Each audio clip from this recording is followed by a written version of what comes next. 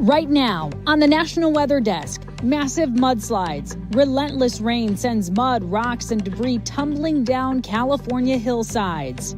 The water is also quickly filling western reservoirs, leaving some a little too full for comfort. So right now, we're in flood operations.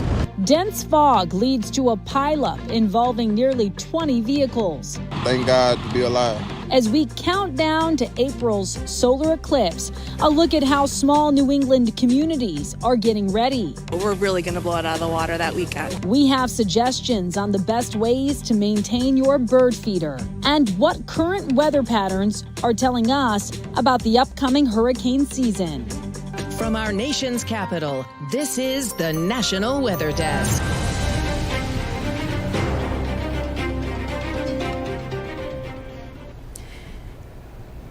And good morning. Welcome to the National Weather Desk. I'm Amira David. The rain may be gone in California, but the impact from days of downpours will be around for much longer. The problem today, mudslides. This morning, the famed Pacific Coast Highway in Malibu is closed after rocks and mud came tumbling down on the road. It could be closed for several days. The National Weather Service says a weather gauge in the area shows 24 inches of rain has fallen there since February 1st. Another mudslide northwest of Malibu shut down a highway in Santa Paula, and right now there's no indication of when it will reopen.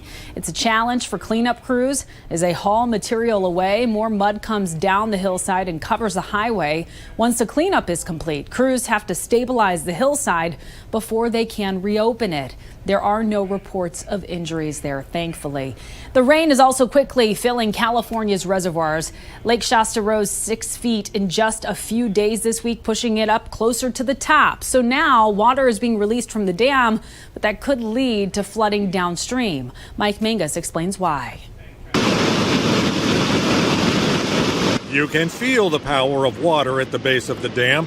The recent storms are filling Shasta Lake quickly, too quickly. So to maintain safe capacity for any upcoming storms, the releases are going up from 25,000 cubic feet per second to 35,000 CFS Thursday morning. We need to make sure we have enough room for future storms. So right now, we're in flood operations. So we've got the power plant totally maxed out with all 5 units. In addition, we have to start opening up our outlet valves because we've got to start getting that water down a little bit in the reservoir. We're getting a little bit too high. Even with these dry days we've got coming up, we still have a lot of inflows everything is so saturated. A lot of water still coming in. So we're just getting ahead of it, making more room ahead of time for these additional storms. Low points of the Sacramento River Trail will be underwater, and high river levels should affect the Park Marina area of Redding as well. Because we're going to increase flows again. We'll have about 5 to 6 of these valves open. You see the 2 of them behind me right now. So river flows are going to come up, and we will see some localized flooding downstream. Lake Mead isn't close to overflowing, so the recent storms are welcome news. And with warmer weather on the way, water levels could rise even more as snow begins to melt. George Acosta has more.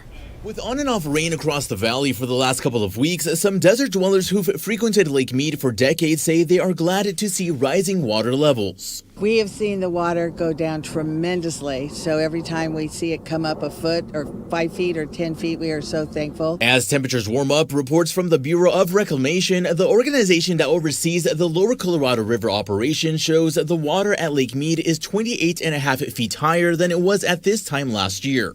As of Wednesday morning, readings show the levels at Lake Mead are sitting at 1,075 feet. I mean, we're getting somewhere with it, and hopefully it gets filled back up. They can move this again. They can, have access to easier boating launching and all things like that. So I think people would look forward to that once it goes up. Officials with the National Weather Service in Las Vegas say snowpack along the Colorado River is currently higher than normal, sitting above 100%, and say it's allowed Lake Mead to reach 37% capacity, compared to last year's levels where it reached just 29%. Snowpack contributes more than rain because you have to picture the size of it. This is the snowpack that's covering the Rocky Mountains and the Colorado River. We're talking Colorado, Wyoming, Utah. It all flows into the Colorado River, which is a very large amount of water, and that all eventually makes its way into Lake Mead.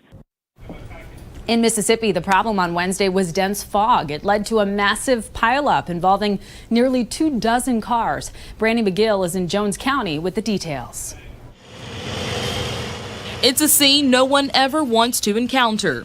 We've responded to things like this, but nothing this bad. Dense fall conditions caused many drivers to be bumper to bumper Wednesday morning around 6:30 along Highway 84 in Jones County. Couldn't see nothing. I mean, pretty much had to stop and, go off your flashes, emergency lights. Resulting in multiple crashes. We had a log truck, 18-wheeler tractor trailer log truck that was traveling eastbound, and it was involved in an accident. It overturned and several logs were spilled out in the roadway and in the median. And as a cause of that initial accident and the dense fog and lack of driver attentiveness, several more accidents occurred. I believe MService transported 10 patients and then was assisted by Covington County Hospital, who ended up transporting 3 for them, and they triaged an additional 9. A total of 20 vehicles were involved in the crash at last check.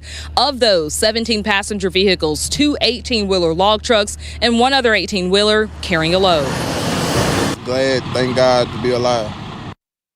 Hurricane season starts in roughly 3 months. So how severe might things get this year? Meteorologist Ryan Mirando has some hints for us. Hurricane season is still months away, but we're starting to get some peeks and hints into what the season could look like. Firstly, with the shift from El Nino to La Nina.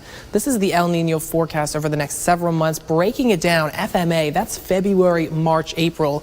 Red column for El Nino. The higher the column, the higher the percentage of it actually happening. And as we go towards April, May, June, the red goes down, the gray, that's the neutral state, but even a little bit of blue starts to show up. That's La Nina. As we get towards into hurricane season, June, July, August, the blue looks like it will be taking over, meaning a shift from El Nino to La Nina. Remember, that's what the ocean temperatures are in the equatorial Pacific off the South American coast. Notice they're still red, above average. We're still in El Nino, but it's trending in the other direction. A La Nina year could mean that there's a more favorable environment for hurricanes to be forming. On the other end, the tropical Atlantic is just so incredibly warm right now.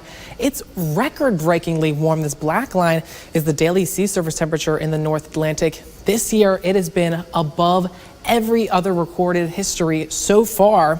The orange line is 2023. If we keep on this pace for the warmest temperatures we've seen on record, that can be a lot of extra energy for those hurricanes to tap into. So it looks like it could be more of an active year. We'll have to wait and see. Hurricane season starts on June 1st.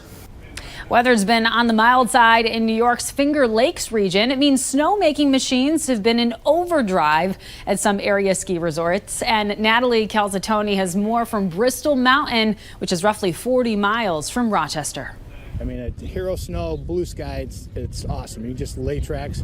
Despite the warm weather, snow still glistens from the top of Bristol Mountain. Bristol Mountain Vice President Stephen Fuller says they've had the biggest turnout in years this holiday week, thanks to the sun and Bristol Snow Machine. We have a great snowmaking facility that we're constantly looking to improve and looking to build upon. But that's probably our biggest struggle is when there's no natural snow. But even with that warmer weather, the snow we have, this will stay for weeks and weeks. For Michelle Weiler, the current snow conditions feel like spring skiing. And I wasn't going to ski, but it was a bluebird day and I knew the conditions were great. And Bristol has done a great job at really the snowmaking. So I think people see green outside and they don't realize that the mountain is still in really nice shape.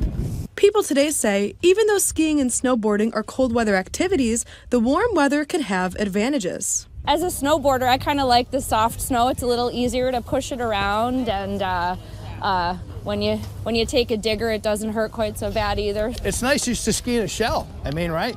How lucky are we to have the snow, ski in a shell. It's comfortable. We're not cold. Everybody's happy. Even one of my coldest friends is happy and warm because it's just so comfortable, especially with the sunshine. NASA's lunar lander is scheduled to touch down on the moon later today. The goal is to land it near the moon's south pole. The spacecraft has a camera system called EagleCam to capture its descent. It also carries science and technology experiments that could help with future lunar landing missions such as Artemis 3. It's been more than 50 years since the United States landed a spacecraft on the moon. And coming up on the National Weather Desk, we're going to head to Wisconsin to see how this year's warm winter is impacting the state's ski industry. Plus, tips on setting up the perfect backyard bird feeder. Stay with us.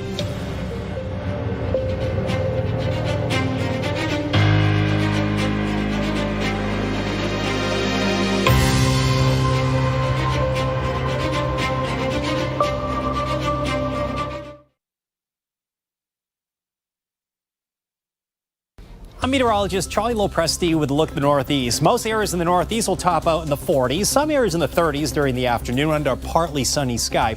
Notice a little bit of rain taking shape already into western parts of New York during the afternoon today. Most of the rain and snow in northern parts of the area, that moves in for tonight and heading into Friday morning. That's about 1 o'clock in the afternoon Friday. That's going to be moving out Friday night. That's going to set the stage for what looks to be a colder and windy day in the Northeast on Saturday. I'm Chief Meteorologist Gerard Jabali. Here's a look at the Mid-Atlantic region. We're going to be starting out your Thursday dry, but we will see a better chance for some rainfall to come our way later on in the night. Looks like Thursday evening will be the beginning for those chances, really, and we'll see that chance lingering all the way through your first part of your Friday. By Friday afternoon, most of that weather is clearing out, maybe even a little bit of sunshine. Temperatures will be fairly mild on Thursday and even on Friday before we chill down on Saturday. I'm meteorologist Vetus Reed. Here's a look at your Southeast forecast. Highs for the day up to 66 degrees in Raleigh, 70 in Atlanta and Macon, Mobile at 72 degrees, Tupelo coming in at 68, Nashville 63 degrees in the mid-70s from Tampa down to West Palm. Looking at plenty of sunshine across the Southeast, especially across Florida, southern portions of the Carolinas and Georgia. But we have our next front that's going to be pushing through. That's going to be bringing us a chance for showers, some thunderstorms across parts of Kentucky, down through parts of Tennessee on Friday.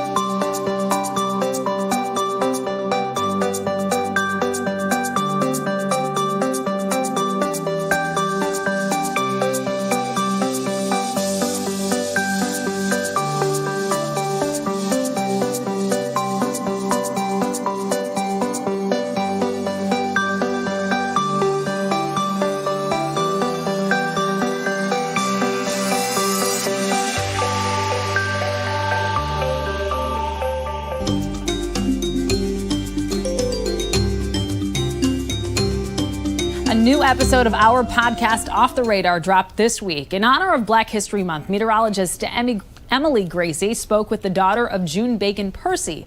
June was the first woman to become chief meteorologist at a local TV station. Here's a short preview of that episode.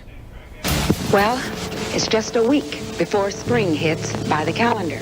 June Bacon Percy was a pioneer for women and African Americans in the field of meteorology. She was born in 1928 and was raised in Wichita, Kansas. She earned her bachelor's degree in meteorology from UCLA in the 50s, making her the first African American woman to do so. This was just the start of her groundbreaking. In 1971, she began her career as a broadcast meteorologist, making her the first American woman with a meteorology degree to give a TV weather report. Not too long after, she was named the station's chief meteorologist and became the first woman to earn the seal of approval from the American Meteorological Society. She was a scientist first, and she was very clear early on that she wanted to be a broadcast meteorologist. And she pursued meteorology, quite frankly, with a vengeance, because at that time there were so many objections about why she shouldn't. June Bacon Percy passed away in 2019 at the age of 90. Her legacy lives on within the weather community. In 2021, the American Meteorological Society's Broadcast Award was renamed to the June Bacon Percy Award for Excellence in Broadcast Meteorology. June, this month and every month, we thank you for paving the way for future meteorologists. For the National Weather Desk, I'm meteorologist Emily Gracie.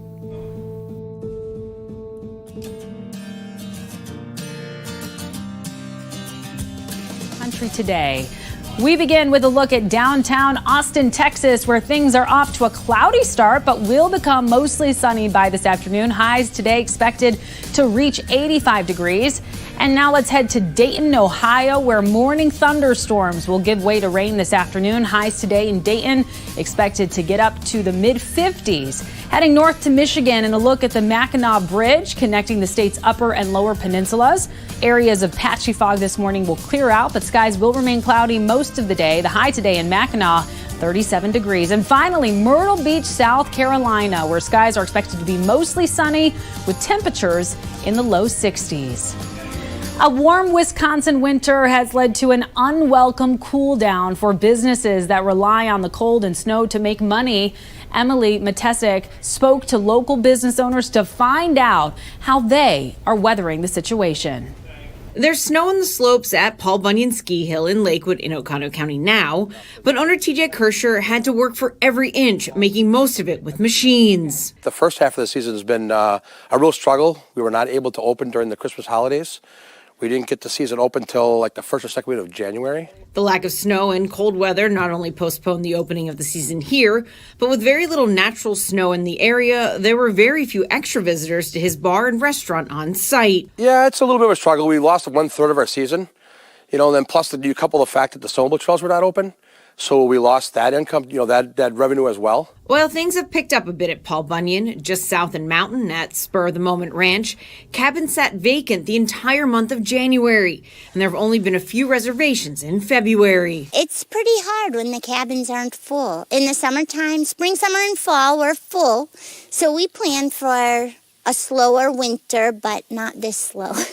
The impact of the empty cabins and empty trails not only being felt here, but countywide too. If we don't have people, everybody's down. The restaurants are down, the bars are down, the little stores are down. So everybody benefits from people being in the North Woods. TJ Kirscher says because of the warm winter, he won't make any money this year, but he also doesn't anticipate losing any either.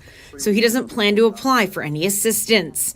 Meanwhile, at Spur of the Moment, Sarah Lacerdo said they'd consider applying, but would honestly rather just entertain guests. It's easier to just fill the cabins. As we count down to the solar eclipse across America, Vermont is getting ready for its moment in the sun. The state is expecting thousands of visitors to experience 100% totality. The rare event is happening during a slow time of year for tourism, but businesses of all types are already preparing and planning for this big opportunity. Calvin Cutler has more. It may be cool outside, but travel and tourism preparations are heating up in advance of this spring's total solar eclipse. We're really going to blow it out of the water that weekend. Smuggler's Notch Resort is expecting over 3,000 guests. Staff has a packed schedule: pond skimming, drumming, fire dancing, s'mores, educational programming, and fireworks. We do programming 7 days a week off the mountain. And so we're very well equipped to handle this between food and beverage and our activities department and everyone that's going to work together to pull this off. We're good at this stuff. 1312, we'll call it 1315. Retailers are gearing up too. At Crossroads Deli in Waterbury, just a stone's throw from I-89, a major corridor for visitors. General Manager Jeremy Allaire is bracing for people coming and leaving Vermont, fueling up and making a run on beer, wine, sandwiches, and creamies. Generally want to hire about 20 staff members. We double our staff by then, with the creamy stand being a big bulk of that. But our deli, our cashiers, all of that we need to buff up and get ready for an event like this, which is going to be huge for this area. Most of us love being able to interact with nature. One popular way people connect is through feeding birds. New reports suggest improper care of bird feeders can lead to the spreading of disease. Michigan meteorologist Trevor Robideau brings us suggestions on how to maintain your bird feeder. It's a really important pastime for a lot of people, and people enjoy doing it. They enjoy being able to look out their window and see birds. It does encourage people to connect with nature. Bird feeding is a great joy to many who love nature. But feeding the birds comes with a responsibility to maintain feeders to avoid spreading potentially deadly diseases. Anytime you are bringing a number of animals, birds, mammals, humans to a food source and sharing that food source, that if there are diseases in the environment or if one of those birds is sick, then they can contaminate the food. They can pass diseases. The Michigan Department of Natural Resources recommends that you clean your bird feeders once a week to avoid spreading different diseases that can cause blindness, grounding, and even death. Take a scrub brush with some dish soap, scrub any debris off of the feeder, and then we recommend you soak it or spray it, or however you can get some bleach on there, a 10% bleach solution. So that means 9 parts water, 1 part bleach, and let that sit. Let that sit for 10 minutes, and then spray that off, and then let the feeder completely dry before you fill it back up with birdseed. But accidents still happen, and sometimes birds catch diseases naturally. So how can you spot a sick bird? They're going to be puffed up and have like ruffled feathers. They're not going to be moving much. Sometimes their eyes they're almost like half open, so they're kind of squinty. They may be falling over. They may try to fly and have difficulty flying. They may be, you could walk right up to them because they're grounded. And time now for a short break. But first, we take to the skies with a flock of pink and white flamingos. Enjoy.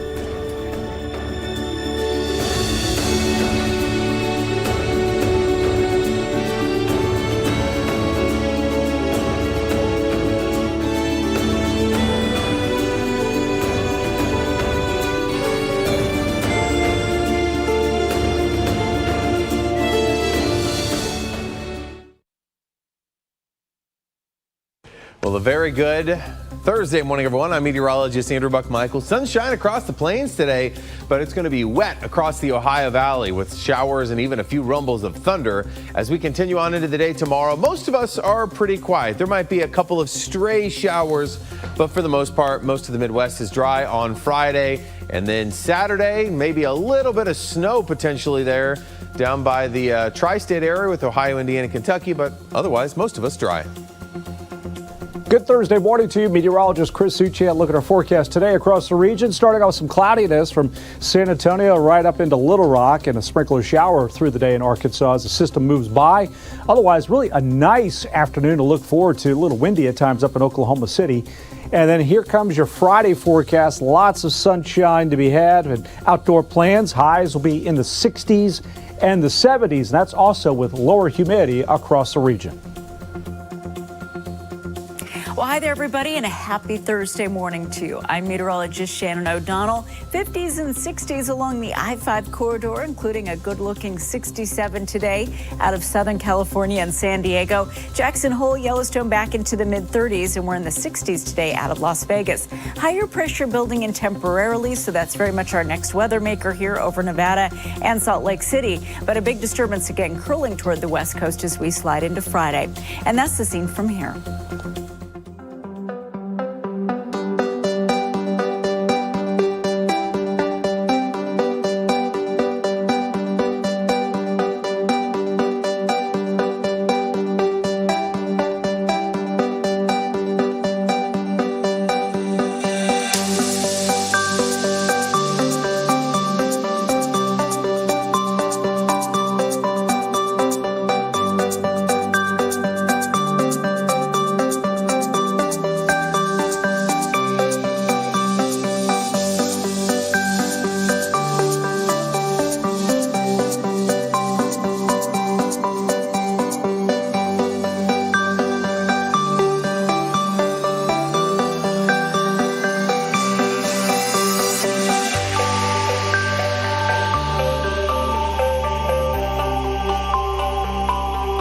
Weather Window, presented by the National Weather Desk. A cold and icy drive after recent storms dropped snow. Clearing skies left quite the view of Lake Tahoe.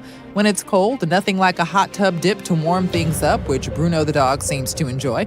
This pastel sunrise along the Carson River greeted the morning in Nevada Wednesday. Meanwhile, near South Jordan, Utah, the skies looked like an artist palette as the day said goodbye. For more content like this, like the National Weather Desk on Facebook.